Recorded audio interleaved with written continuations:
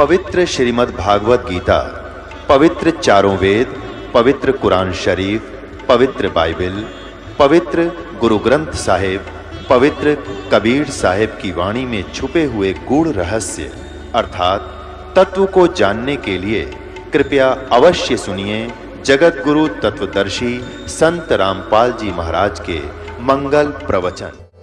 उसकी महिमा, उसका नित्यनेम आरती और वाणी पाठ भजन, इसका सदुपयोग है। और नहीं तो कहते इस चाम की कोई आवश्यकता नहीं तो ये ऐसा गंदी चाम है, मनमाने ना जाने किसी व्यक्ति को ऐसा गंदा शब्द बोल दे वो रो रो कर मर जा। ये ऐसा गंदा चाम है, ना जाने किसकी चुगली खाकर उसको फांसी तुड़वा दे। ये ऐसा गंदा चाम है, राम नाम बिना अगर इसकी भक्ति इससे नहीं करते तो किसी की गलत गवाही देकर उसको फांसी तुड़वा दे, ना जाने किस किस के रोज में लठ बजवा दे 1 मिनट में। तो इससे अगर सदुपयोग है तो परमात्मा कहते हैं जीव जाता वो भली जो रटे हरि नाम, और नहीं तो काट फेंक दियो यो मुख में बुलानी चाम। काट फेंकना मीन ने कोई काट डालना नहीं, बुराई त्याग दे, किसी का मन शब्द अपशब्द नहीं कहे, किसी के बारे में झूठ नहीं बोला है, किसी को दुखदायी झूठ नहीं बोला है, किसी की गलत गवाही नहीं दे, चाहे कितना ही कुछ भी हो जा। ये निर्विचार कर लेना, नहीं तो ऐसी बयान माटी होगी इन गलत गवाही देने वालों की और गलत काम करने वालों की। आप देखते हो कुत्ते का जीवन, ऊपर तो दोनों पिछली टांग टूट जा और सिर में जख्म और पड़ा पड़ा रो रहा है। हमने दया आती है भगवान इसने क्या जुल्म कर दिया ऐसा, और जब ये करता था जब क्यों किया, करके क्यों पछतावे, और बोया पेड़ बबूल का फिर आम कहां से खावे। अब जैसे आज मांस खाते हैं, अब इनको नहीं लगता कि इसका पाप भोगना होगा। परमात्मा कहते हैं, आदरणीय गरीबदास साहिब जब परमेश्वर की आंखों देखा, सारा विवरण देखा, कहते हैं कि तुमने उस दरगाह का मैल नहीं देखा और धर्मराज के तिल तिल का लेखा तुमने ना देखा, वो ठिकाना भी कोई याद कौन तुम्हारे। वहां तो एक तिल तिल का भी हिसाब होगा, जो तुम किसी का मांस खाते हो तुमने उसका बदला रो रो कर देना होगा। आप किसी की आत्मा कष्ट पहुंचाते हो अपने स्वार्थवश, उसका कुछ तो तुमने यही भोगना पड़ेगा और बाकी फिर नरक में बिरान माटी होगी। एक समय की बात है, एक भक्त और एक गुरु और शिष्य जा रहे थे। एक मछियारा मच्छी पकड़ रहा था, ऐसे जाल भरे और बाहर पिटक दे और वो तड़फ तड़फ गए और मर जा। दूसरिया की आस लगा कर जाल डाल कर बैठ जा। गुरु शिष्य वहां पर उस तालाब के किनारे कुएं पर पानी पी रहे थे। शिष्य ने पूछा, गुरुदेव ये पापी आत्मा को क्या कष्ट मिलेगा, इसको कितना भयंकर दंड मिलेगा, ये इतना पाप कर रहा है। गुरुदेव ने कहा, बेटा समय आने पर जवाब दूंगा। चले गए। 5-6 वर्ष 7-8 वर्ष के उपरांत एक 2-3 वर्ष का हाथी का बच्चा ऐसे उछल कूद मचा रहा था, मस्ती में दौड़ रहा था, कभी छलांग लगा रहा था, कभी पीछे को हट रहा था। वो ऐसे उछलते कूदते एक 2 वृक्षों की बीच में फंस गया। तो उसको वो झटके वटके मार के निकल तो आया, पर खाल घनी छुल गई और उसमें जख्म पड़ गया। उसमें जख्म गहरा हो गया और कीड़े पड़ गए। वो पड़ा वहीं पर चिल्ला रहा है और उसमें बेअंत कीड़े वो खा रहे हैं। उसी के आसपास रास्ते से वही दोनों गुरु शिष्य जा रहे थे। शिष्य ने पूछा, गुरुदेव इस प्राणी ने ऐसा क्या जुल्म कर दिया प्रभु, कितना बुरा हाल इसका हो रहा है, ये इतने कीड़े इसको खा रहे। तब शिष्य गुरुदेव ने बताया, बेटा ये वही मछियारा है जो वो मछलियों को पकड़ के बाहर डाल रहा था, उनके मांस को खाया करता था। अब ये जितनी मछलियां इसने सारे जीवन में मारी खाई, वो आज अपना टिट फॉर टेट कर रही है। अब ये वही इनका बदला दे रहा है। अभी तो ये आंशिक है और भी बहुत ऐसे पाप इसको और भी भोगने पड़ेंगे। तो यहां परमात्मा कहते हैं, तुमने उतर गए का मैल नहीं देखा, धर्मराज के तिल तिल का लेखा। अब आप देखिए अपने पूर्वज हिंदू, पवित्र हिंदू समाज मुसलमान समाज को इसलिए बुरा बताया करता था कि वो मांस खाते थे, बाकी तो सब एक जैसे ही थे, वो मांस खाते थे। और अब हिंदू देखो मांस कितना खा रहे हैं, मुसलमानों को भी पीछे छोड़ने को रहे हैं। और फिर ये भोगना पड़ेगा जब रोना आएगा। अब ये बात सत्संग के अंदर ही आपको याद दिलाई जाती है, इन पे अमल कीजिए। प्रभु की वाणी है, दास की नहीं है। परमात्मा का वाणी जो है उनका संविधान है, और संविधान की अवहेलना करना पाप का भागी हो के आपको सजा भोगनी ही पड़ेगी। अब बैल की जब याद आती है, ये मन फिर ठीक हो जाता है, क्योंकि ये जो अंकुश है इस मन पापी पर जो बकवाद करने लगे, तो ये बातें याद आ जानी चाहिए प्रभु की वाणी की, ये फिर सीधा हो जाता है। दास का जन्म जो एक किसान परिवार में हुआ, और हमारे एक बैल था, उसके पैर में कील चल गई लगभग 1.5 इंच लंबी। अब वो बातें अब याद आ रही हैं, जब ये विशेष सत भक्ति पर लगे, जब घनी याद आने लगी। पहले तो ओम जय जगदीश रे, स्वामी जय जगदीश रे घंटा सुबह शाम करते ही रहते थे, लेकिन मन में वो डर नहीं था प्रभु का जो अब बन गया। अब क्योंकि हम मर्यादा से चल पड़े और पथ रह करके हम ये सब काम कर रहे हैं, प्रभु का हमारे ऊपर विशेष आशीर्वाद है गुरुदेव का, जिस कारण से भक्ति भी ठीक चल रही है, याद भी बनी रहती है, पाप कर्मों से छूटने का प्रयत्न भी जारी रहता है। और वो जो ज्ञान दिया जाता है वो हृदय में पहुंच रहा है। पहले हृदय में नहीं जाता था, आक्षाणिक सुनते थे, फिर भूत बाल जाते थे। तो उस बैल के जो कील तो लगी, आली ने सोचा कि वैसे कोई ऊंचे नीचे पैर रखने से इसकी नस में नस चढ़ गई है, और वो कई बार ऐसे चलाते रहते तो वो ठीक हो जाता, और छोड़ देते तो ज्यादा दुख हो जाता था। इस दृष्टिकोण से आली ने भी ना उसको परवाह नहीं की और सारा दिन काम लेता रहा। शाम के समय बिल्कुल 3 पैरों से आया बैल और बैठ गया, तेना चारा फिरा। सुबह तक पैर सूज गया, घुटनों तक। एक ऐसे पहले 30-35 साल पहले ऐसे ही ट्रीटमेंट होया करते गांव में, तो उसमें एक पड़ोसी बुलाया जो थोड़ा बहुत टूटे फुटों की जानता था। ऐसे उसने आप कहा कि इसके घुटने पर बाव आ गया है, कोई नस पर नस चढ़ रही है या बाव आ गया है, इसकी एक पट्टी बांध दी। कील लगी है खुरों में, नीचे पैरों में, और पट्टी बांधी जा रही है घुटनों पर। 1 महीने तक बांधते रहे।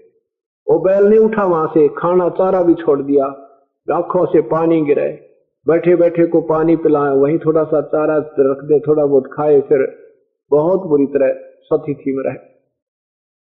1 महीने के बाद लगभग उसका अपने आप ही वो पैर में पक के वो कील जहां लगी थी फूटा, उसमें से मवाद निकला। जब घर वालों को पता लग गया, अरे सचमुच इसके तो पैर में भी, खुर में भी कोई गड़बड़ है। वो खुर में दिखाया गड़बड़, तो पड़ोसी बुलाया, उसने एक चमटी से तो वो पकड़ के कील निकाल दी, इतनी लंबी कील। 3-4 दिन बैल अपने आप खड़ा होने लग गया और ठीक हो गया। हे भगवान! अब देखो उस पहले जब वो नादान आत्मा मनुष्य शरीर में था, उसने मन में भी ना सोची होगी ये पहाड़ टूट जाएगा, ये ऐसा भयंकर कष्ट तुझे भोगना पड़ेगा, तू बैल भी बन जाएगा और बोल के बता नहीं सकेगा तेरे कष्ट कहाँ है, आंखों से पानी गिर रहा है, ये बोल के नहीं बता पा रहा तेरे पैर में कहाँ कील लगी है, घुटनों पर पट्टी बंध रही है, मरहम पट्टी ट्रीटमेंट घुटने का हो रहा है, और खुर में वो दर्द सता रहा है। अब ये बातें वो परमात्मा याद दिलाता है कि फिर पीछे तू पशुआ की जय दीजय बैल बना, और 4 पहर जंगल में घूमे तेरा तो नहीं पेट भरे। आप तो समय पर भोजन खा रहे हैं, समय पर आहार जो चाहे वो हम पर उपलब्ध कर लेते हैं, और फिर सुबह से लेकर शाम तक प्यास लगी रहे से भूख लगी रहे, एक बार चारा मिलेगा। मच्छर लड़ते हैं, पूछड़ ला दी, एक दूम लगा दी, इस दूम से अपना मच्छर उड़ा, चाहे पंखे की स्थान पर लगा। अब जैसे हमें मच्छर काटते हैं, पंखा चला ले, गर्मी लगे पंखा चलाएं।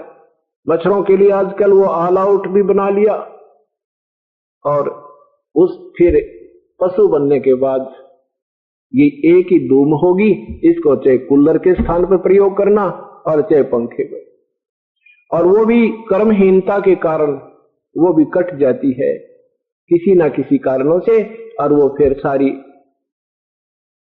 10 इंच की रह जाती है। वो ऐसे बैठा बैठा ऐसे करता है, अब ना वो पंखा की काम, वो जैसा धूम का कार्य था वो भी गया उससे।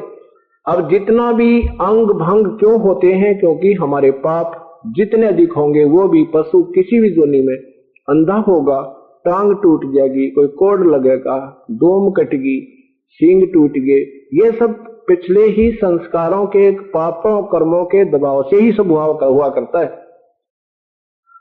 और फिर परमात्मा क्या याद दिलाते हैं कि फिर पीछे तू खर कीजिएगा, खर माने गधा, फिर पीछे तू खर कीजिएगा, कुरुड़ी चरने जा, और टूटी कमर पजा हुआ चढ़ तेरा कागा मार, फिर गधा बनेगा। परमात्मा कह रहे हैं कि फिर तू गधा बनेगा और फिर कुम्हार सारा दिन काम लेगा। एक जख्म जरा सा हो जाए तो आपका अगर कपड़ा भी लग जाए जख्म के ऊपर, आंखों से पानी नहीं समाप्त होता रहे से बहुत पीड़ा होती है। और गधा बनने के बाद कमर टूट जाती है, जख्म बन जाता है, उसके ऊपर बोरा रखा जाता है, उसके ऊपर एक थैला रखा जाता है जिसमें ईंटें, कच्ची पक्की ईंटें डाली जाती है, कभी ऊपर से नीचे, नीचे से फिर भर के ऊपर पजावे पर जैसे मदानी भट्ठा लगाते थे। अब वो आंखों से पानी गिर रहा है और जख्म के ऊपर 1 क्विंटल वजन रखा है। अब ये कष्ट क्यों उठाने पड़ रहे हैं अपन को? हम परमात्मा की वाणी पर विश्वास नहीं करते। जब मनुष्य शरीर होता है तब हम यहां से इतना जोर नहीं देते दिमाग पर जितना संत चाहते हैं कि ये अपना कार्य भी करे, लेकिन परमात्मा की मर्यादा में रहते हुए भगवान के मार्ग को सबसे ज्यादा महत्व दें, प्रभु की भक्ति को ज्यादा महत्व दो। 1 नंबर पर हमने परमात्मा के मार्ग को लाना चाहिए, 1 नंबर पर, और उसके 1 नंबर पर लाने से फिर अपना जो अन्य जो कार्य है वो भी ठीक ठाक बहुत अच्छी तरह, घर में सुविधा, बच्चों की सुरक्षा, को कष्ट निवारण, कोई व्यवसाय में हानि, वो सब ठीक हो जाती है। अब इन सत्संग को सुनकर आदरणीय गरीबदास साहेब ने कहा, प्रभु भक्ति तो हम करते हैं, भक्ति तो हम करते हैं। परमात्मा ने कहा, बेटा काहे की भक्ति करते हो? श्री कृष्ण, श्री राम, ब्रह्मा विष्णु महेश, जैसा भी हनुमान जी आदि की। परमेश्वर ने कहा, बेटा ये भक्ति करते करते तुमने युग बीत गया, असंख्य युग। क्या बताया कि कोट जन्म तन बरमत हो गए, कुछ ना हाथ लगा रे, कुकर सुकर खरबा बोरे तो कौवा हंस बगारे। कोटि जन्म तू राजा की, ना मिटी ना मन की आशा, भिक्षक होकर दर दर घूमा तुम मिला नो निर्गुंडासा। तो सब कथा सुनाई कि ये जो साधना तुम करते हो जन्म और मृत्यु के मिटने की नहीं है। ब्रह्म पर ब्रह्म और ब्रह्मा विष्णु महेश व अन्य साधनाओं से जीव का जन्म और मृत्यु और कर्म का दंड कभी समाप्त नहीं हो सकता। जैसा किया ज्यों का तो भोगना ही पड़ता है। फिर परमात्मा ने बताया कि वो पूर्ण ब्रह्म सत्पुरुष, उसकी भक्ति करने से जीव का जन्म मृत्यु सदा के लिए समाप्त हो जाता है और कर्म का दंड भी जो भोग्य होता है वो भी नहीं भोगना पड़ता। संत शरण में आने से आई टले बला, जय मस्तक में सूड़ी होवा काटे में टल। पूरा सत्संग सुनकर आदरणीय गरीबदास साहेब में एक विशेष प्रेरणा हुई कि प्रभु वो सतलोक हमने तो कभी सुना नहीं, ना कोई ब्रह्मा विष्णु महेश से अलग कोई भगवान सुना। हे परमात्मा कैसे विश्वास हो आपके दास पे, दास को? परमेश्वर ने कहा, ठीक है पुत्र, आज तुझे मैं अपना वो लोक दिखाता हूं जहां से तुम आए थे बेटा। परमात्मा ने सारी कथा सुनाई कि तुम पहले मेरे वहां रहा करते थे सतलोक में, तुमने एक जरा सी नादानी की थी जिसके कारण इस काल ज्योत निरंजन के वश होकर तुम यहां फंस गए और इसने तुम्हारे यहाँ मुर्गे बना दिए। कोई गधा बनाया, कोई गधी बनाई, कोई सूर बनाया, कोई कुत्ता बना रखा। किसी का बेटा मरा, किसी की बेटी मेरी, किसी की टांग कट गई, किसी को अंधा हो गया और कोई ठीक ठाक है, वो जिसका भागी है, फिर दूसरे जन्म में उसकी बहुत बड़ी दुर्गति। परमेश्वर की सारी कथा सुनकर आदरणीय गरीबदास साहब ने परम पूज्य परमेश्वर कबीर साहब से कहा, है भगवान एक मेहर करो अपने दास पे, मुझे दिखा दो आपका लोक, हम कहां थे, वो तो मालिक आए थे अपनी छाप छोड़ने के लिए, अपना एक गवाह तैयार करने के लिए, इस कलयुग के लिए। उसी समय उस परमात्मा की प्यारी आत्मा परमेश्वर ने आदरणीय गरीबदास साहिब की आत्मा को उनके शरीर से निकाल लिया और शरीर वहीं छोड़ दिया। उस सूक्ष्म शरीर युक्त आत्मा को सतलोक लेकर गई।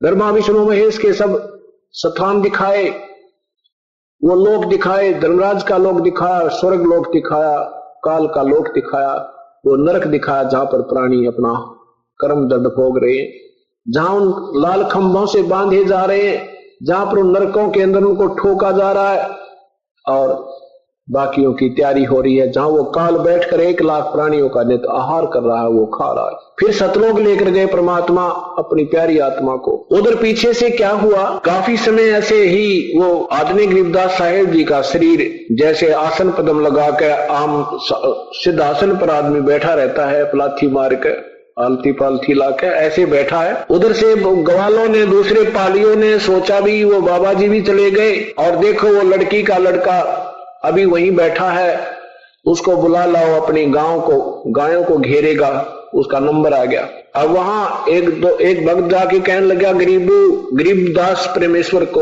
की प्यारी आत्मा को गरीबू कहा करते थे गांव में, गरीबू। पहले तो 12 वर्ष के बाद लड़का हुआ तो गांवों में कहा करते हैं भाई बढ़िया नाम ना रखियो, कदे मर ना जावे, इसलिए गरीब नाम धर दिया, गरीबू कहने लगे। तो गरीबू आवाज लगाई, गरीबू खड़ा हो भाई, आजा तेरा नंबर आ गया, गाय घेर के ला। गरीबू खड़ा हो, अब नहीं उठा तो पकड़ के कहने लगे भगत जी खड़ा हो, अब तू साधु बन गया क्या, साधु के पास बैठ के ऐसे छेड़ा था और वो शरीर लुढ़क गया पीछे ने, उसमें प्राणी नहीं था, आत्मा नहीं थी। अब वो लड़के का ऐसे सौ गिर गया तो उसको देखा है तो मर गया। सब पाली दौड़े आए, उन्होंने कहा भी सचमुच ये तो मर गया, हमने कहा था, लगता तो तभी था कि इसने वो जादू जंत्र का दूध पी लिया, मरना तो था ही वही। 2 पालियों से कहा कि जाओ भागे जाओ गांव में पता दो कि ऐसे ऐसे कहानी बन गई। उन्होंने गांव में जाकर उनके माता पिता को बताया। माता पिता ने सुनते ही पुत्र की मृत्यु, दोनों बेहोश हो गए। इकलौता पुत्र, 12 वर्ष तक कोई संतान नहीं, फिर उसके बाद कोई संतान नहीं। अकेलौता पुत्र की मृत्यु सुनकर माता पिता दोनों बेहोश हो गए। गांव वाले व्यक्ति दौड़े वहां पहुंचे जहां घटनास्थल थी। सचमुच बच्चे को मृत पाया। वहां से उसका वो उठा के उस बच्चे के शव को गांव की तरफ चल पड़े। माता पिता फिर होश में आए तो रो बुरा हाल कर लिया। उधर से परमात्मा अपनी प्यारी आत्मा को सतलोक ले गए। वहां जाकर क्या देखा कि एक और रूप में परमेश्वर तेजों में रूप में विराजमान है, एक तख्त का ऊपर। नीचे से जिंदा रूप में गए हुए परमात्मा कबीर परमेश्वर रास्ते में अपनी सारी कथा सुनाते हुए जा रहे हैं कि बेटा मैं पहले काशी में भी गया था, 120 वर्ष रह कर रहा था, उसमें मैंने ऐसे ऐसे लीलाएं की थी। सिकंदर लोधी का जलन का रोग ठीक किया था, रामानंद का शीश सिकंदर लोधी ने काट दिया था, उसको जीवित किया था, कमाली मरे हुए जीवित किए थे। सारी कथा सुनाई, अपने आत्म उस एक जीवन की सब लीलाएं सुनाई। मैं पूर्ण ब्रह्म हूं, मैं ही सत्पुरुष हूं, सारी सृष्टि का रचनहार हूं। अब रास्ते में जब जिंदा रूप में जा रहे थे विश्वास हो रहा था, लेकिन आगे जाकर देखा कि परमात्मा तो वो बैठा तख्त के ऊपर, कितना सुंदर शरीर, तेजों में शरीर है, जिसके एक रोम को से कोड़ सूर्य कोड़ चंद्रमा मिला दे इतनी रोशनी निकल रही है। ये है भगवान, ये नीचे तो बाबा जी कोई इसका यहाँ का सेवक होगा। ऐसा गरीबदास जी महाराज की आत्मा विचार विमर्श कर रही है मन में, अपनी आत्मा में। वहां जाकर क्या किया कि नीचे से जो जिंदा रूप में गए थे प्रभु चवर करने लगे अपने ही दूसरे स्वरूप, जो तेजों में स्वरूप में वहां विराजमान थे। कुछ देर के बाद क्या होता है कि गरीबदास जी सोच ही रहे हैं कि ये है पूर्ण परमात्मा, ये कोई नौकर है।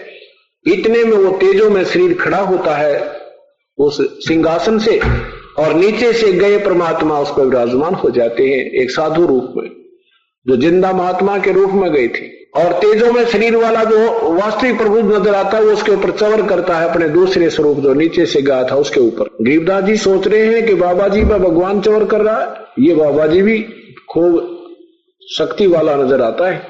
इतने में वो तेजों में शरीर उस परमेश्वर नीचे से आए हुए परमेश्वर के स्वरूप में समा गया।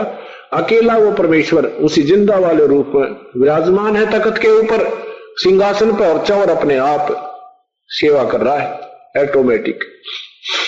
तब परमेश्वर ने कहा बेटा हम ही अलख अल्लाह हैं, कुतुब गोस और पीरे, गरीबदास खालक धनी ही हमारा नाम कबीर। हम ही सारी सृष्टि के रचनहार हैं और मैं ही पूर्ण ब्रह्म हूं, सारी सृष्टि का रचनहार मैं हूं और तुम मेरी आत्मा हो। वहां अपने ही कर्म कमजोर संस्कार से तुम गलती से वहां फंस गए हो बेटा, और तुम्हें यहां आकर चैन मिलेगी। देखो ये तुम्हारे पहले के यहां से नहीं गए, वो कितने आनंद से रह रहे हैं, इनकी कभी मृत्यु नहीं होती, मनुष्य जैसा शरीर है और 16 सूर्य जितना तेज इस वहां के शरीर का है, 16 सूर्य जितना नूर है। तब गरीबदास साहब कहते हैं भगवान मुझे यहीं रख लो, मत भेजो उस गंदे लोक में। परमात्मा ने कहा नहीं बेटा ऐसे नहीं रख सकते, स्वयं भी भक्ति करो और भक्ति का ऋण उस काल का ऋण तुम्हारे ऊपर है। इस भक्ति की साधना से सत भक्ति करके ये नाम तुझे दूंगा, रह रह कर पुत्र तुझे संभालता रहूंगा, गुप्त रूप से आया करूंगा तेरे पास, और ये भक्ति कर, स्वयं भी कर और जो भी तेरे संपर्क में उनको सतमार्ग बता, और फिर तुझे भक्ति करवा के यहां ले आऊंगा। अब उधर परमात्मा अपनी प्यारी आत्मा को अपना ऊपर का दृश्य दिखा रहे हैं। उधर से गांव वालों ने बच्चे को मृत जानकर शमशान घाट पर रख दिया, यानी चिता पर रख दिया, जलाने की फूकने की तैयारी कर दी। इतने में परमेश्वर ने वो आत्मा वापस छोड़ दी। तक चिता के ऊपर रखा हुआ शरीर ऐसे अपने आप कंपन करने लगा। 10 वर्ष के बाल गरीबदास जी का ऊपर बांध रखे थे, वो बंधन टूट गए, अपने आप खड़ा होकर और आवाज लगाई, बोलो सतगुरुदेव की जय। ये अमृतवाणी बोलने लगे कि अलल पंख अनुराग है सुन मंडल रथीर, दास गरीब उधारिया सतगुरु मिले कबीर। अब गांव वालों ने सोचा भी चलो लड़की का लड़का जीवित तो हो गया, पर ये तो पागल हो गया। ये वाणी बोल रहा था अमर वाणी, हम ही अलख अल्लाह हैं कुतुब गोस और पीर। ये अमर वाणी परमात्मा की महिमा की सुना रहे थे कि 16 शंख पर हमरा तकिया गगन मंडल के जिंदा, हुक्म हिसाबी हम चल आए काटन काल का फंदा। अनंत कोट ब्रह्मांडे का एक रति निभारे, सतगुरु पुरुष कबीर हैं ये कुल के सिरजनहारे। अब ये वाणी बोलने लगे तो गांव वाले का समझ में आवा नहीं, कहने लगे भाई छोरा तो पागल हो गया, ये लड़का तो पागल हो गया और परमात्मा का नाम बावड़िया धर दिया। बावड़िया उस परमेश्वर की प्यारी आत्मा गरीबदास साहब का यानी उर्फ नाम गरीबू तो था, गरीबू के साथ साथ बावड़िया धर दिया कि बावलिया, यो गरीबू बावड़िया आ गया। बावड़ा बावड़ा कहते हैं ना, बावड़िया कहने लगे। अब 3 वर्ष के बाद जब वो गरीबदास साहब 13 वर्ष के हो गए, 3 वर्ष के बाद एक दादू पंथी महात्मा गोपाल दास नाम के, उनका बनिया के घर का शरीर था, वो भी ऐसे प्रेरणा पाकर के प्रभु की गृह त्याग कर और साधु रूप धारण करके और अपनी साधना करते हुए गांव गांव में घूमा करते थे, गांव गांव में भ्रमण भी करते थे। अब वो गोपाल दादू साहब को भी परमात्मा ऐसे ही मिले थे, कबीर परमेश्वर, जब दादू साहब 7 वर्ष के थे उनको भी ऐसे मिले थे। और फिर वो सत्ज्ञान दिया, अपना करमंडल से जल एक पान के पत्ते पर रखकर पिलाया, फिर सतलोक ले गए। 3 दिन और 3 रात तक बेहोश पड़े रहे, उनका शरीर नहीं छूटा, लेकिन ऐसे शरीर बेहोश पड़े रहे, श्वास आते रहे, आत्मा नहीं रही। तीसरे दिन वो आत्मा फिर छोड़ दी थी दादू साहब के शरीर में। उसके बाद दादू साहब ने कबीर परमात्मा की कलम तोड़ महिमा गाई।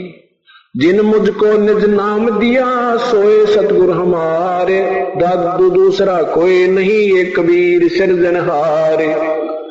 कोई सरगुण में रीझ रहा वही कोई निर्गुण ठहरावे, दादू गत कबीर की हमसे कही ना जावे। केरी नाम कबीर का विषम काल गजराजे, दादू भजन प्रताप से ये सुनकर भाग गाज। और नदी सब कूप हैं ये कहते श्री तानी रे। दादू उगम अपारे है दरिया सत्य कबीर। और भी भगवान हैं जो उनके अवतार संत जन आते हैं, वो भी शक्ति रखते हैं, लेकिन कबीर परमेश्वर के तुल्य नहीं। जैसे भगवान श्री विष्णु के अवतार, भगवान श्री विष्णु के उपासक संत, उनमें भी शक्तियां होती हैं, वो काम चलाओ। जैसे और संत सब कूप, एक कुएं जितना काम करेंगे, और कुछ एक ऐसे भी संत हैं जो ब्रह्म उपासक हैं, वो श्रीता नीर, सीजनल जो रिवर, सीजनल जो कैनाल होती हैं, यानी समय पर चलना फिर बंद हो जाओ, वर्षा ना होता है, कहते ऐसे भी हैं। लेकिन दादू दरिया अगम है ये दरिया सत कबीर। और कबीर परमात्मा को तो दरिया समझो, जिसका पानी कभी भी समाप्त ना हो, कभी भी समाप्त ना हो, चाहे 2 साल वर्षा ना हो, फिर भी उस दरिया का पानी बेशक कम बेशक हो जाए पर समाप्त नहीं होता। ऐसे ही कहते हैं और संत सब कूपे हैं ये कहते श्री तानी रे। दादू अगम अपारे है वो दरिया सत्य कबीर। यानी पूर्ण ब्रह्म की शक्ति का कोई वार पार नहीं है, बाकी सीमित शक्ति युक्त भगवान है, ब्रह्म और ब्रह्मा विष्णु महेश आदि। अब वो दादू पंथी महात्मा गोपाल दास प्रभु को मानने वाला था और दादू साहब की वाणी से भी परिचित था, लेकिन उस गोपाल दास को भी ये मालूम नहीं था कि कबीर परमात्मा ही आकर के दादू जी को मिला था। वो बूढ़ा बाबा कहा करते थे, बूढ़ा बाबा मिला था। अब दादू साहब ने, क्योंकि जब 7 साल की उम्र में आया, जब वो होश में आए 3 दिन के बाद, तो कहने लगे मुझे बूढ़ा बाबा मिला था, बूढ़ा बाबा मिला था, बूढ़ा बाबा मिला। उसके बाद फिर उन्होंने नहीं मिले तो दादू जी ने उस सांभर नदी में डूबने के लिए, और ऐसे भैया तो प्रभु दर्शन दे दो, अब रहा नहीं जाता, अपनी आत्महत्या करने के लिए टक्कर मारी थी, हाथों पर ले लिया था परमेश्वर कबीर साहब ने आके। और फिर दादू साहब ने कहा था ये कबीर परमेश्वर है, जिन मुझको निज नाम दिया सोए सतगुर हमारे। दादू दूसरा कोई नहीं वो कबीर सिरजनहार। तो ये सारी कहानी यूं बिगड़ी पड़ी है कि जो पहले की वाणी है दादू साहब की, वो तो बूढ़ा बाबा कह के गुण गाए थे, और जब आंख फिर दोबारा परमात्मा प्रकट हुए, उनको पूर्ण ज्ञान समझाया, तब कहा ये तो कबीर परमात्मा थे जो काशी में आए थे। अब क्या हुआ कि गांव में ये चर्चा हुई कि एक बहुत अच्छे महात्मा आए हैं। गरीबदास साहब जी के नाना जी के पास 2-4 व्यक्ति गए कि चौधरी साहब आपका दोहता ठीक हो जाएगा, एक बहुत बड़े महात्मा है उसको दिखा लो। संतों की विद्या संत ही जानते हैं, क्योंकि उनको शंका होगी थी कि वो बाबा जी का जंतर मंत्र का दूध पी लिया ना, इस करके बावला हो गया, पागल हो गया। तो उस लड़के को लेकर 2-4 बड़े बुजुर्ग से व्यक्ति उस संत के पास पहुंचे, गोपाल दास जी के पास। उनसे प्रार्थना की कि महात्मा जी ऐसे ऐसे हमारा ये इस गांव के बहुत बड़े जमींदार का पुत्र है और इसका दोहता है, लड़की का लड़का, इसका संतान भी नहीं थी, और फिर लड़की मतलब पुत्र नहीं थे, लड़की को यहाँ अपने घर रखा है, उसके एक पुत्र दिया भगवान ने, ये मर गया था, वो तो शुक्र है जीवित हो गया, मालिक की मेहर हुई, लेकिन ये पागल हो गया। ना जाने उस संत ने इसको कौन से जंतर मंत्र का दूध पिला दिया, ये यादाश्त भूल गया, ना जाने क्या क्या बोल रहा है। 3 वर्ष हो गए, सारा ट्रीटमेंट करा लिया, इलाज करा लिया। गोपाल दास जी ने कहा बैठ जा बेटा। आदमी गरीबदास साहब को अपने पास बैठा लिया, कहा बोल कौन था वो जिसने तुझे दूध पिला दिया, कौन था वो? तब परमेश्वर ने क्या कहा, हम सुल्तानी नानक तारे दादू को उपदेश दिया, जात जुलाहा वेद न पाया वो काशी माए कबीर हुआ। हम सुल्तानी नानक तारे दादू को उपदेश दिया और जाति जुलाहा वो भेद नहीं पाया, वही काशी माए कबीर हुआ। ओए होए, अब दादू साहब का नाम आया तो उसका अनुयायी को तो एकदम खटका सा लगता है। क्या बताया परमेश्वर ने कि जो मेरी मुक्ति की, हम सुल्तानी यानी हम सभी ग्रुप रूप में, मैं अब्राहिम आजम सुल्तान और श्री नानक साहेब और श्री दादू जी और मैं, हम सभी को पार किया, और ये परमात्मा पूर्ण ब्रह्म काशी में जुलाहा कबीर नाम से रह के गया, इसका कोई भेद समझ नहीं पाया। दादू को सतगुर मिले वो दी पान की पीख, बूढ़ा बाबा जिसे कहो वो दादू की नई सीख। कि वो वास्तविक ज्ञान नहीं था उस समय दादू जी को, जो जिसे तुम बूढ़ा बाबा कह रहे हो। दादू को सतगुरु मिले, वही कबीर परमात्मा आकर मिले थे जो मुझे मिले दादू साहब को, और उनको एक पान की पीख दी, पेय पदार्थ पान के पत्ते पर अपने करमंडल से एक जल रखा था, जैसे हम आपको अमृत देते हैं उपदेश के समय। तो कहते हैं दादू को भी वो सतगुरु मिले दी पान की पीख, और बूढ़ा बाबा जिसे कहो ये दादू की नहीं सीख। दादू की वास्तविक ज्ञान नहीं है, वो तो पहले अनजानपन है। उन्होंने बूढ़ा बाबा कहा था जब वो सही विलेज बताया था, हम सुनता वो कि जिन मुझको निद नाम दिया सोए सतगुरु हमार, दादू दूसरा कोई नहीं ये कबीर सिरजनहार। अब वो 65 साल की उम्र का गोपाल दास महापुरुष बाबा जी संत जी, वो कहने लगा गांव वालों ये बावला नहीं भाई, बावले तो तुम हो, ये तो अमृतवाणी बोल रहा है। तब कबीर परमात्मा के यानी वो आदरणीय गरीबदास साहिब जी के सामने 13 वर्ष के बच्चे के सामने, और वो 63 वर्ष का बूढ़ा महात्मा बुजुर्ग हाथ जोड़कर कहता है, हे महापुरुष, हे भगवान, ये अमृतवाणी लिखवा दो, ये तो बहुत काम की चीज है। क्योंकि जिसने ज्ञान हो जाता है वो वही इसकी परख करता है, अपनी अनमोल वाणी की, जौहरी जोहना लाल की परख करता है। गरीबदास साहब उठकर चल पड़े। वो 65-63 साल की उम्र का बुजुर्ग हाथ जोड़कर कहता, महात्मा जी ये अमरवाणी लिखा दो, ये अमरवाणी लिखा दो, कलयुग में उद्धार करेगी तो जीवों का। अब गांव वालों ने सोचा लड़का तो पागल था, ये बुजुर्ग ये बाबा जी और पागल हो गया, इसके पीछे पीछे वाली हाथ जोड़ के यो गया काम तय। तो तीसरे दिन गरीबदास साहब ने कहा, देखो गोपाल दास, अगर पूरी लिखो तो मैं लिखवाऊं, बीच में छोड़ के मत जाना। गोपाल दास ने कहा कि नहीं छोड़ के जाऊंगा प्रभु, चाहे कितना समय लगा दो। तो कहते हैं गरीबदास साहब जी का एक बेरी का बाग था, बेरी का, और उसमें एक जांडी का पेड़ था।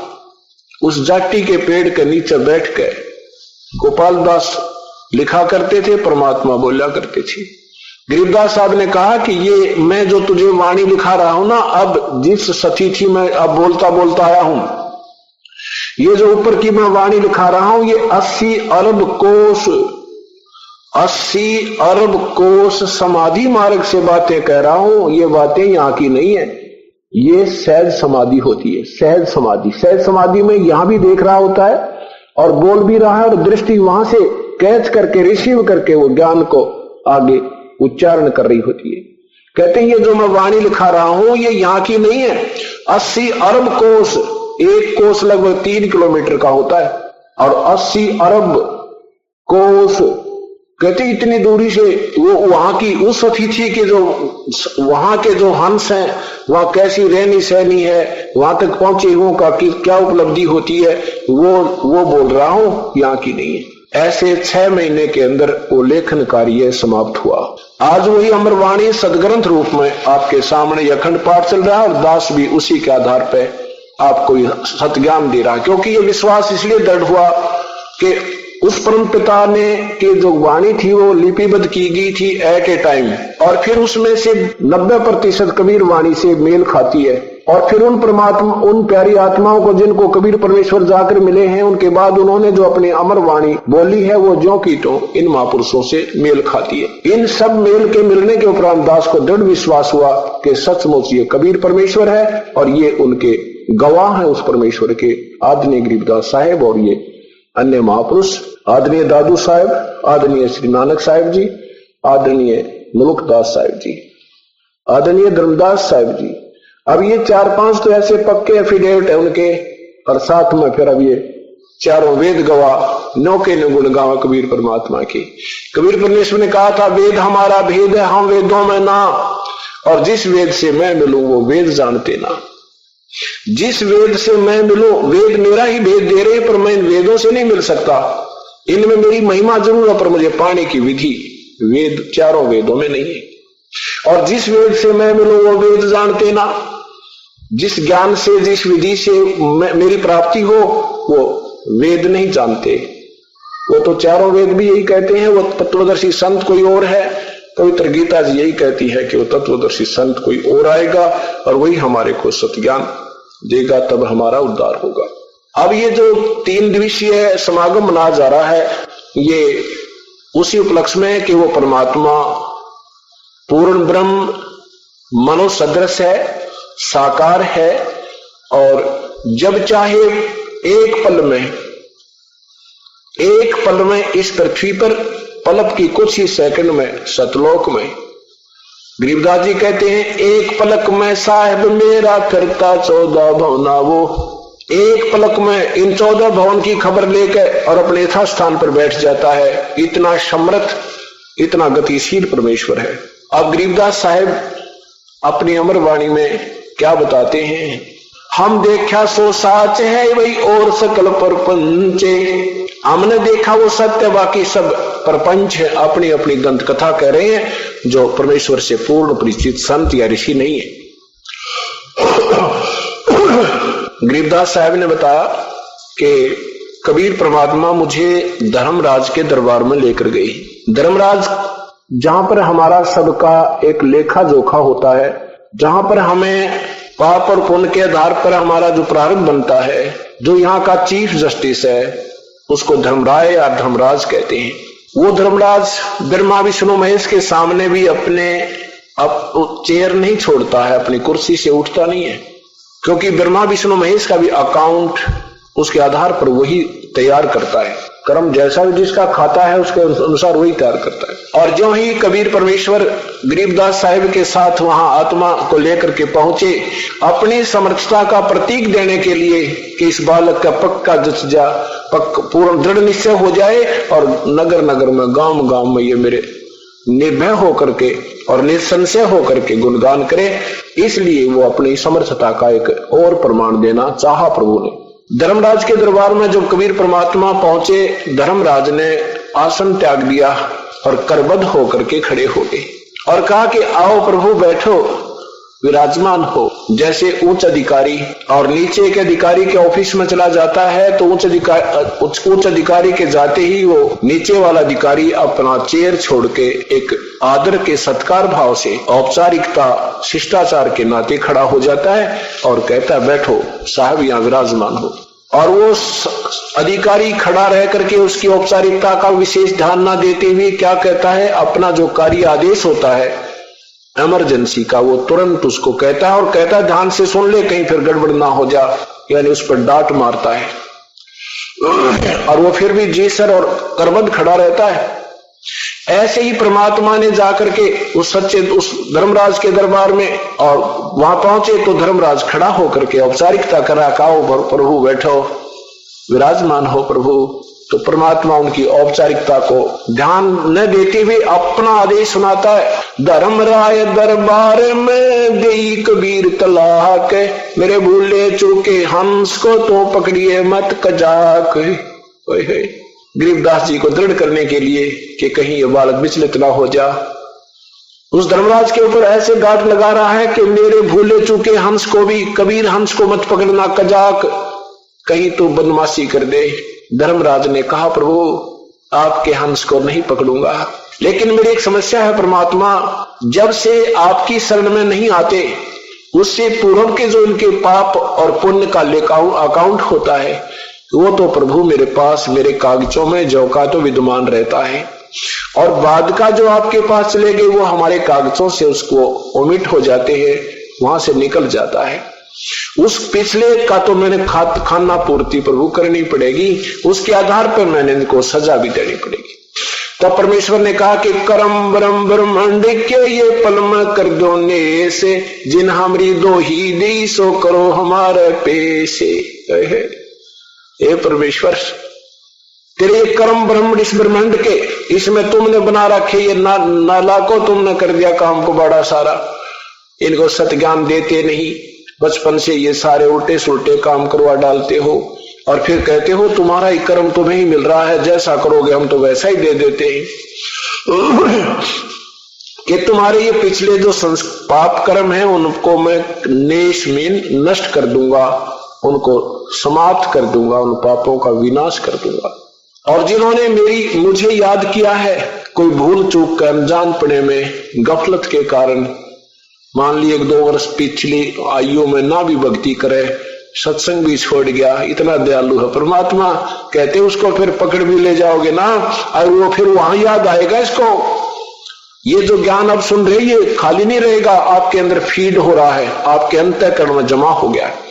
जैसे सोपन में कभी कोई बात याद आती है, कभी कोई याद आ जाती है, ऐसे ही ये जब यहां से तुम जाओगे और वहां जाते ही मान ले गफलत में यम के दूत पकड़ भी लेंगे, तो ये ज्ञान याद आओगा आपको याद आएगा। कोई मुझे तो कहा करते थे, हम तो कबीर साहब के सेवक हैं, हम तो काल के दूत हमें नहीं पकड़ सकते, तो उस समय याद आएगा तुझे। और वहां जाकर भी अगर तूने ये कह दिया ना, अरे मैं तो वो कबीर साहब का शिष्य, मेरे गुरु जी वो नाम था, वो ऐसे कहते, उनका भी हिसाब मत करिए, उन्हें मेरे पास भेज दिए, मैं आप देखूंगा उनको। एक सेवक बता रहा था कि जी मैं ऐसे सोपन में और मेरा शरीर छूट गया, और मैं बाहर निकला तो मुझे अपना वो शरीर भी दिखा और मैं भी दिखू जा रहा। इतने में 2-3 वो आगे मोटे मोटे डिग डोल से, ने बोला 4 भाई आज हमारे साथ आ जा। 2 जने आगे और मुझे पकड़ लेंगे। तो मैं कहने लगा, भाई कहाँ ले जा रहे हो तुम? वो कहने लगे, भाई धर्मराज के पास ले जाएंगे, तेरा टाइम पूरा हो लिया। तो उसको कहने लगे, जी मेरे वो बात याद आएगी, अगर भाई हमें तो यम के दूत नहीं ले जा सकते, हम तो कबीर परमात्मा के शिष्य है। तो बोला, जी मैंने उन गला मुक्का हो गया उड़े कि तुम हम ले जा ही नहीं सकते। तो दोनों वो वीर मैं भी बोला लवान हो गए। एक बोला, भाई तू ऑर्डर हो किसने? मैं पहले पता कर हूं ये झगड़ा है, वही कहते सचमुच कोई और ले आए हम। वो एक तो मेरे पास खड़ा रहा, एक अंदर गया, अंदर जाकर बोला, जी ऐसे ऐसे कहानी है, और वो नौका मैं तुम मुझे पकड़ नहीं सकते। कहते धर्मराज ने बेराना किए क्या? उसने बोला, भाई छोड़ा इसने, क्यों मरवाओ मुझे भी, ये अपना नहीं है। ने बोला, जी मैं जब वापस आया तो सारे शरीर में पसीने आ रहे, और नो देखू मेरे लो किसी आ रहे, कहाँ खून आया है ना खून आ रहे, पर थक रहा ऐसा कसूता जैसे करड़ी कुश्ती कर रखी हो। तो सुबह उठा, मैंने घर वालों को बताया कि आज तो मेरी टिकट कट गई थी, आज नहीं था, जब परमात्मा की चरण में नहीं होता तो वहां पे सारी कहानी बताई। 1-2 बार मैं पहले भी बताया करता, घर के का थोड़े नाम ले रहे थे, नहीं बोला तेरा तो रोज का ड्रामा है, मेरे पास कौन वापस आ सके। अब वो ना माने, ने बोला मैं कैसे भूल जाऊं, मेरे गिर वो बीती रात ने। तो यहाँ परमात्मा कहते हैं, धर्मराज दरबार में दे कबीर तलाक, मेरे भूले चूके हंस न तो छेड़िए मत कजाक। कहते हैं ब्रह्म कर्म, धर्मराज ने कहा कि कर्मों से तीरथ हैं, इब मुख से कहे अब तो कहे कबीर, अब तो जपे नाम कबीर, और उनको तो मालिक पकड़ूंगा मैं, जड़नी पड़े जंजीर। तो क्या कहते हैं, कर्म भ्रम ब्रह्मंड के त्रिपल में कर दो नेस, और जिन हमरी दो ही दी सो करो हमारे पेश। बोले पुरुष कबीर ते है, बोले पुरुष कबीर से, पुरुष माने प्रभु कबीर से, और वो धर्मराज कर जोड़, और तेरे हंस ने छेड़ू नी मैंने 2 ही लाख करोड़। बोलो सतगुरुदेव की जय। जब धर्मराज ने कहा, भगवान आपके हंस ने मैं नहीं छेड़ूंगा, ये दोनों कान पकड़ गए।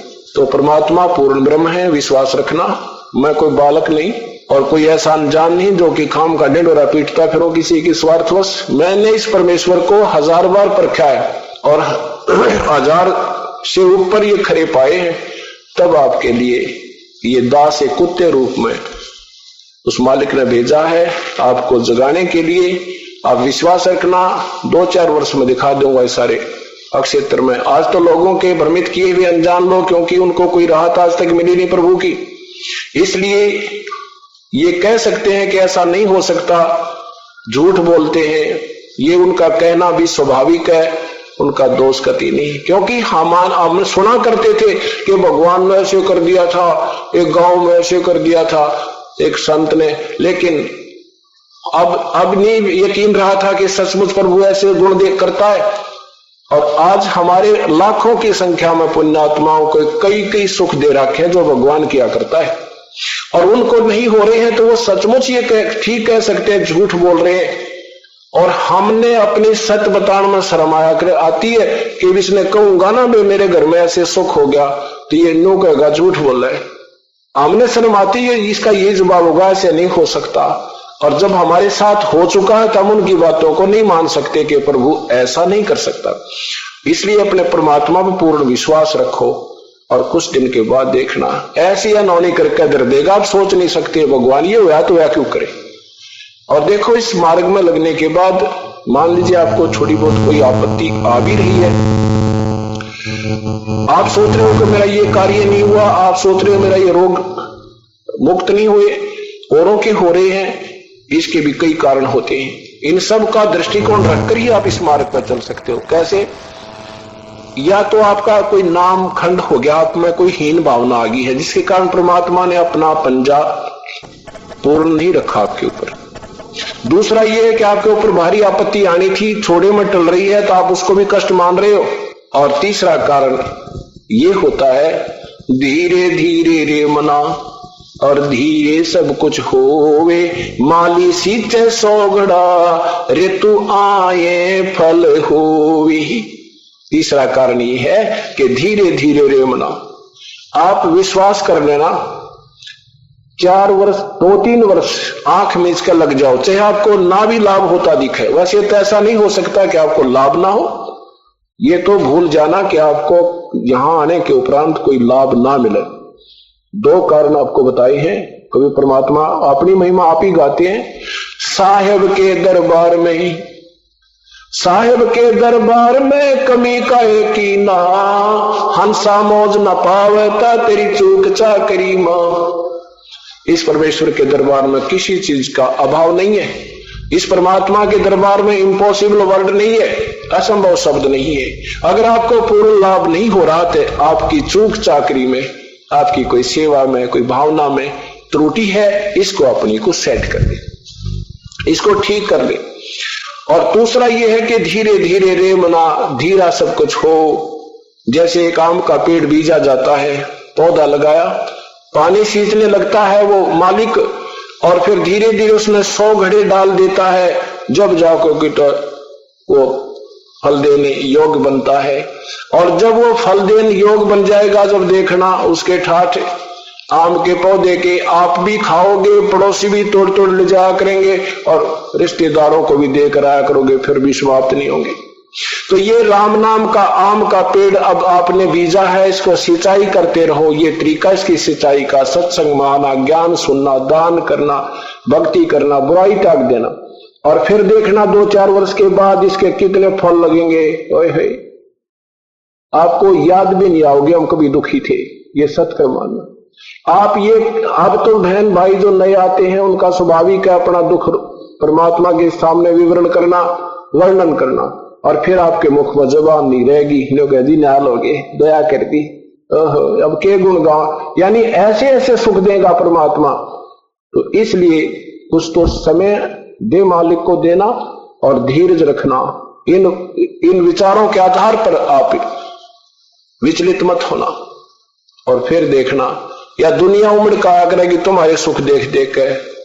अब आते हैं बहन बेटियां जो कति तंग वाली बहन भाई जो भी हैं, इन माता धोक धोक के सारे जाड़े जुड़े लवा के गुड़गाने वाली बन बोरी सारी धोक के, और फिर वहीं के वही कष्ट है।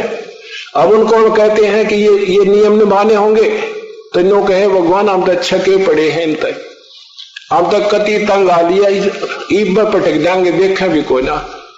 और फिर देखना ये वो परमात्मा प्रसंगी जब होता है, जब हम कति एक तरफ हो जाए, हम दोगले चले कुछ दिन, नाम तो ले लेते हैं भाई, उसने कहा चल मैं दीक्षा ले लेता हूं, और फिर भी डरते दोगले चलते हैं। वहां भी आदि लगाया कि फर्क पड़ा कि दिन रुष्ट रुष्ट ना हो जाए, नहीं, यहां दोगला नहीं चलना होगा आपने। वो एक दिन एकदम ही सब कट ऑफ करना है। दास ने 25 वर्ष हनुमान की साधना की थी, मंगलवार का व्रत रखा करता था, जिस दिन ये सत्ज्ञान मिला उसी दिन त्याग दिया, उद्यापन भी नहीं किया उसका, और दूना लाभ हुआ।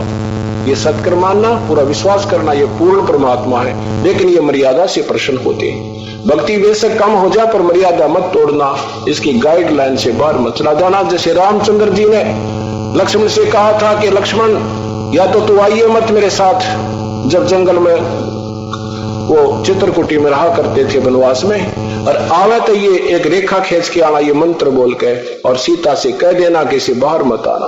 तो फिर लक्ष्मण को भी जाना पड़ा सीता के कटु वचन सुन के, तो जाने लगा जब लक्ष्मण ने भी जाना पड़ा। तो सीता से कह के कहा था कि माता इस रेखा से बाहर मत आना। अब रावण एक साधु रूप बनाकर भिक्षा लेने गया, तो सीता जी ने कहा था कि साधु इस रेखा से अंदर आके ले जाओ, मैं बाहर नहीं आ सकती। अब रावण आगे को चला, उसमें से लपट निकली, वो एकदम वापस हो गया। उसने कहा कि देना है तो भिक्षा बाहर आकर दे जा, क्यों साधु के साथ बदतमीजी करते हो। पहले साधुओं से डरा बहुत करते, आदर बहुत करते थे। अब सीता ने सोचा क्या फर्क पड़ा है, एक बार 2 सेकंड लगेंगी और देकर बाहर अपना बैठ जाऊंगी आके, क्या पता लगे है लक्ष्मण और राम को। और यही बात मारे हमने। अब क्या कहते हैं, वो जरा सा उन्होंने अपनी सोच सोची थी, उस महापुरुष की मर्यादा का भंग कर दिया। वो बाहर आ गई, बाहर आते रावण उठा ले गया। या गरीबदास जी महाराज कहते हैं, मन तू पावेगा अपना किया रे, भोगेगा अपना किया रे। राजा राम की कार उलंगी, सीता लंक मजारे। उस वचन का भंग करने से, अपनी चलाने से और बाहर निकल जाने से मर्यादा से सीता के साथ क्या दुर्गति हुई, 12 वर्ष रावण की कैद काटनी पड़ी। तो इसलिए इस परमात्मा ने जो नियम बना रखे हैं, इससे बाहर मत जाना, उसमें काल खा जाएगा, जैसे रावण सीता को उठा लिया। तो ये परमात्मा कहते हैं, जब तक हंसा हमरी आना और काल लगे ना तुम रवाना। जब तक मेरी आन कान में ये हंस रहेगा, तेरा तीर नहीं लग सकता। हम नादानी कर देते हैं, हम लोक लाज में आ जाते हैं, छोटी मोटी बातों को अवॉइड कर देते हैं, क्या फर्क पड़ता है, हमने जरा सी लगता है, लेकिन परमात्मा का सारा काम बिगड़ जाता है। गरीबदास महाराज कहते हैं कि अनंत कोट ब्रह्मांड जहां हमने रचे सकल ब्रह्मांड, और गरीबदास में के करो यू काल करे जीव खंडे रहे है। अपने कबीर परमात्मा की समर्थता बताते हुए गरीबदास जी कहते हैं कि हमने सारे ब्रह्मांडों की रचना करी है, सबका पालन हम कर रहे हैं, और ये नादान आत्मा हमारे पर विश्वास ना करके हम क्या करें, ये काल के दूत, कोई झाड़ा लाने वाला, कोई झाड़ झाड़ने वाला है, और इनको जुब्बा बुका ले जाए, वहां चले जाते हैं और हमारी फिर मर्यादा से बाहर हो जाते हैं। ऐसे खंड हो जाने से ये काल अटैक कर जाता है, नहीं तो नाम लेने के बाद आपके कांटा भी नहीं लग सकता। तो इसलिए पूर्ण विश्वास रखना, आप और आपके बच्चे सदा सुखी रहेंगे। बोलो सतगुरुदेव। और विनती करूं धरूं चरण पर शीश, गुरु राम देवानंद जी महाराज ने दिया नाम बख्शीश। कोटि कोटि सिजदा करूं, कोटि कोटि प्रणाम, चरण कमल में राखियो मैं बांधी जाम गुलाम। कुत्ता तेरे दरबार का, मोतिया मेरा नाम, गले प्रेम की रस्सी जाके जाऊं। तो करो तो बावड़ू, दूर दूर करो तो जाऊं। जो राखो तो ही रहूं, जो देवो सो खाऊं। अवगुण किए तो बहुत किए हैं, करत न मानी हार। बावे बंदा बख्श दियो, बावे गर्दन उतार। अवगुण मेरे बाप जी बख्शो गरीब नवाब, जो मैं पूत कपूत हूँ और पिता कुलास। मैं अपराधी जन्म का नक्शक बरे विकार, तुम दाता दुखी गंजना मेरी करो संभार। सुरत करो मम साईं, हम है भव जल माई। आपे ही बजावांगे जो तुम न पकड़ोगे मां।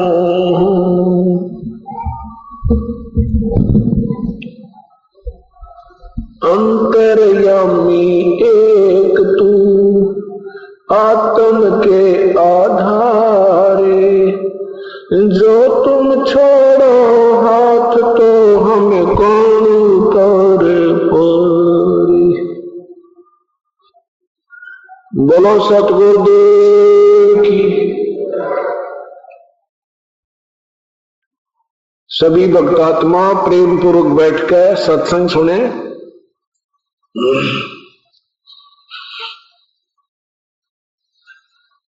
कबीर सब जग निर्धना, धनवंता ना कोय।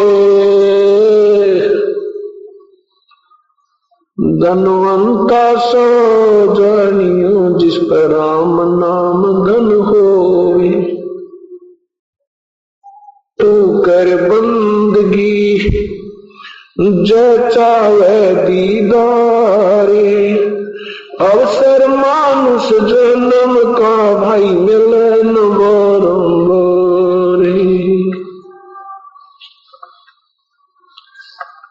मानुष जन्म पाके नहीं रटे हरि नामे, जैसे कुआं जल बिना बनवाया क्या काम।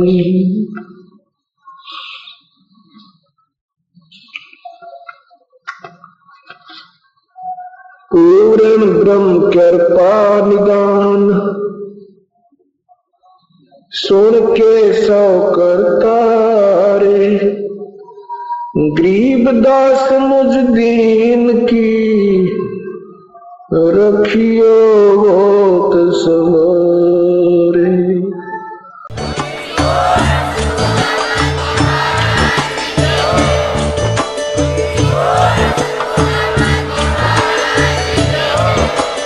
आप सुन रहे थे जगत गुरु तत्वदर्शी संत रामपाल जी महाराज जी के मंगल प्रवचन। अधिक जानकारी के लिए विजिट कीजिए हमारी वेबसाइट www.jagatgururampalji.org। संत रामपाल जी महाराज जी के शुभ आशीर्वाद से पूरे विश्व भर में 500 से भी ज्यादा नाम दीक्षा केंद्र हैं, जिन पर संत रामपाल जी महाराज जी द्वारा ऑनलाइन निशुल्क नाम दीक्षा दी जा रही है। अपने नजदीकी नाम दीक्षा केंद्र का पता करने के लिए संपर्क करें 8222880541।